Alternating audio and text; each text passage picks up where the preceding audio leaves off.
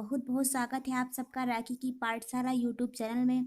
आज के इस वीडियो में हम देखने वाले हैं कुछ इम्पोर्टेंट क्वेश्चंस हिस्ट्री से, बहुत ही इम्पोर्टेंट हैं और काफ़ी बार पूछे जा चुके हैं। तो चलिए देखते हैं। इतिहास शब्द को परिभाषित कीजिए। तो इतिहास शब्द हेनरी जॉनसन के अनुसार भूतकालीन घटनाओं का उल्लेख ही इतिहास है। प्रश्न, इतिहास का महत्व स्पष्ट कीजिए। तो ऐतिहासिक तथ्यों को याद करने से छात्र की स्मरण शक्ति का विकास होता है।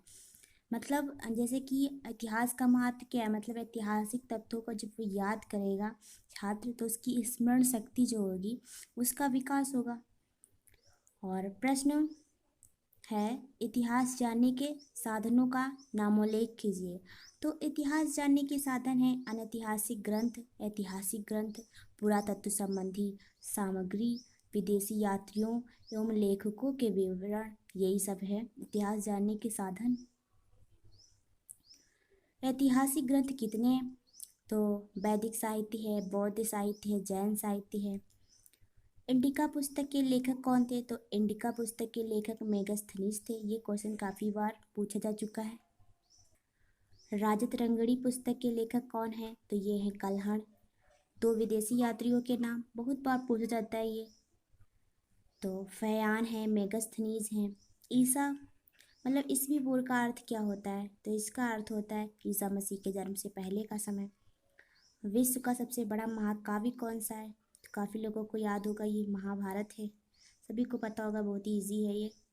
हर्षचरित किसकी रचना है? तो ये बाणभट्ट की है। सबसे प्राचीन वेद कौन सा है? तो ये है ऋग्वेद। पुरातत्व किसे कहते हैं? तो प्राग इतिहास मतलब कि प्रागैतिहासिक जो होता है, प्राग इतिहास के विषय में जो जानकारी देने वाले विषय को हम पुरातत्व कहते हैं। प्राचीन सभ्यता को कितने भागों में विभक्त किया गया था? तो वो किया गया था पाषाण काल, ताम्र एवं कांस्य युग, लौह युग। ऊषा काल किसे कहते हैं? जब आदि मानव अपनी आवश्यकता की सभी चीज़ें पत्थर की बनाता था, उस काल को ऊषा काल कहते थे। पूरा पाषाण कालीन औजार कैसे थे? तो पूरा पाषाण कालीन जो पत्थर के औजार बेडौल एवं भौरी आकृति के थे। तो क्वेश्चन है, आग की खोज किस काल में हुई थी? तो पूरा पाषाण काल में मानव ने आग की खोज कर ली थी, लेकिन आग का ज्ञान था किंतु उपयोग कर जो ज्ञान था वो नहीं था। मतलब कि जो पूरा पाषाण काल में मानव ने आग की खोज तो कर ली थी, बट उसको जो उपयोग कैसे करना उसका ज्ञान नहीं था। तो पूरा पाषाण काल जो है, इसमें रॉबर्ट ब्रूस जो है, रॉबर्ट ब्रूस फ्रूट को भारतीय पुरातत्व का जो है जनक कहा जाता है। और इसमें जो स्थल है, मतलब पूरा पाषाण काल की जो खोज हुई है सर्वप्रथम पलवरम नामक स्थान से हुई है। तो चलिए आपको मध्य पाषाण काल के विषय में भी कुछ बता देते हैं। यहाँ पे जो है जो स्थल है बागौर, ये राजस्थान, और आजमगढ़, यहाँ पे जो है पशुपालन के साक्ष्य मिले हैं। पशुपालन की शुरुआत भी मानव द्वारा जो है मानव द्वारा पालतू बनाया गया प्रथम पशु जो है कुत्ता था। और पशुपालन का प्रारंभ काल मध्य पाषाण काल है। और नवपाषाण काल जैसे कि पहिए का आविष्कार किस काल में हुआ था? तो ये नवपाषाण काल में हुआ था। तो नवपाषाण काल में मानव ने खेती करना प्रारंभ कर दिया था और पहिए का आविष्कार तो हुआ ही था नवपाषाण काल में। और मानव ने जो है सर्वप्रथम तांबा धातु का जो है प्रयोग किया। मानव द्वारा ये पालतू बनाया गया जो पशु है कुत्ता, ये क्वेश्चन बहुत ही बार पूछा जाता है, आप इसे याद रखिए।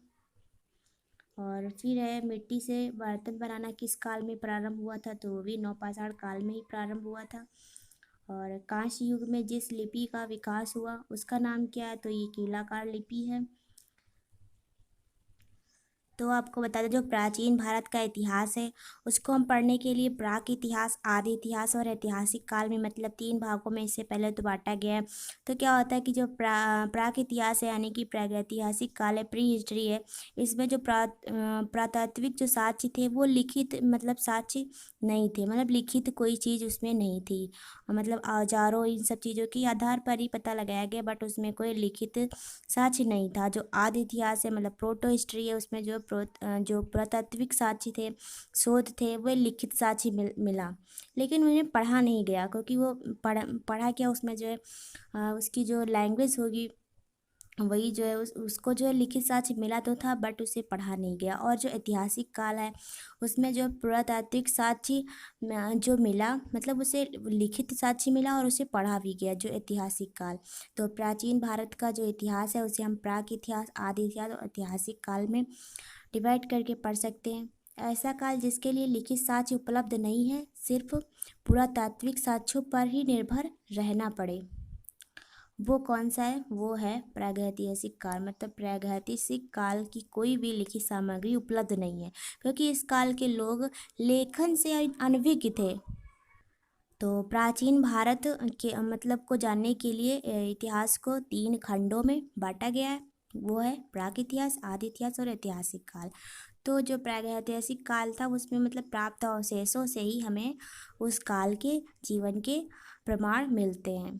तो चलिए नेक्स्ट वीडियो में हम और भी इम्पोर्टेंट क्वेश्चंस देखेंगे। आज के इतना आज